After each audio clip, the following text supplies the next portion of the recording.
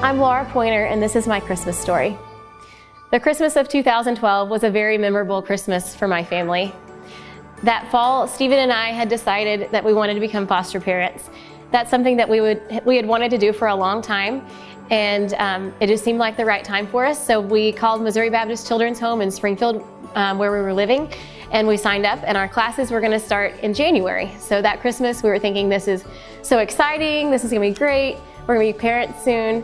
My mom had battled kidney cancer for a couple years, and she was cancer-free, so we were excited about that. It was all going to be great, and then one Sunday morning I got a phone call, and my mom said, "Laura, are you sitting down?" And I said, "Yes." I was sitting at my kitchen table, having my quiet time, and she said, "We've been in the ER all night, and Dad has kidney cancer now." And it was just devastating for all of us, a complete shock. And what was going to be a very exciting Christmas turned out to be very different. His diagnosis was very complex, and so he was at the Cleveland Clinic in Ohio, and his doctor said, "We have to do, a lot more tests, and you won't be able to go home for Christmas." So he and my mom were in Cleveland for Christmas in a hotel room, and his doctor came and spent Christmas Eve with them. So that was a blessing to know that they were being taken care of. Stephen was working in retail at the time. He was a manager, so he had to work on Christmas Eve. And so I was just by myself, and I went to Second Baptist Church in Springfield and just sat on the back row of their balcony during their candlelight service on Christmas Eve, and was very lonely and very upset about everything that was happening. But a Stephen Curtis Chapman song just came to my mind. "This is not how it could be, this is not how it should be, this is how it is, and our God is in control." That's the chorus. And the Holy Spirit just gave me a sense of overwhelming peace. And as I was sitting there, I also felt prompted to pray for our future foster kids, because we knew that they were going through a lot of painful times as well. We didn't know who we were going to have or what their situation would be, but I was just praying for them. And so God really used that as a landmark in my life to remember that moment of loneliness. So fast forward, that was Christmas. So we did all of our foster care classes.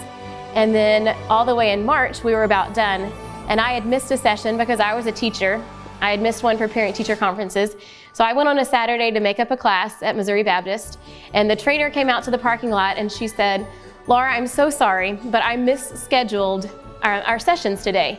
You were supposed to be making up one session and I misscheduled it. So you're either gonna have to sit through one you've already seen or you'll have to come back another time." And I said, "Well, I'll just sit through it." So I sat down. And that day, the one that was misscheduled happened to be a board of caseworkers and therapists and different things like that. It was a Q&A. So we went around the room and we introduced ourselves, and this was a group of people I had never met before, and Stephen wasn't with me. And they said, "What's your name?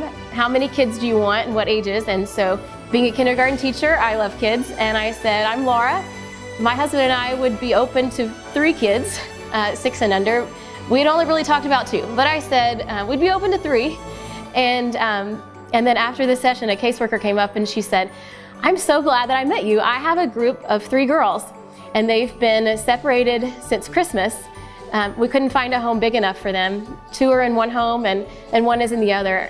And she said, "Are you interested?" And I said, "Yes, we'd be so interested." So I called Stephen, and he was interested as well. And after we met them, we really knew that this was what God wanted us to do. So back in Christmas, at Christmas time on December 16th, right around the time that my dad had his diagnosis, and we were all just facing a very difficult Christmas, that's when our girls came into foster care. And that's when they were separated, and that's when their whole world was turned upside down. So their moment of pain, I don't remember the day that they were born, the physical day that they were born. I can't have any memory of that, but I know the time that they were facing that loneliness and that loss of everything that they had known. And so that song just keeps coming back in my head, especially this year. Our family is facing another cancer diagnosis in our family, and sometimes it doesn't seem fair. and sometimes life just doesn't make sense. But that song keeps coming back in my head, and the Holy Spirit just helps me to have that sense of peace when I think about this is not how it should be, this is not how it could be, but this is how it is, and our God is in control.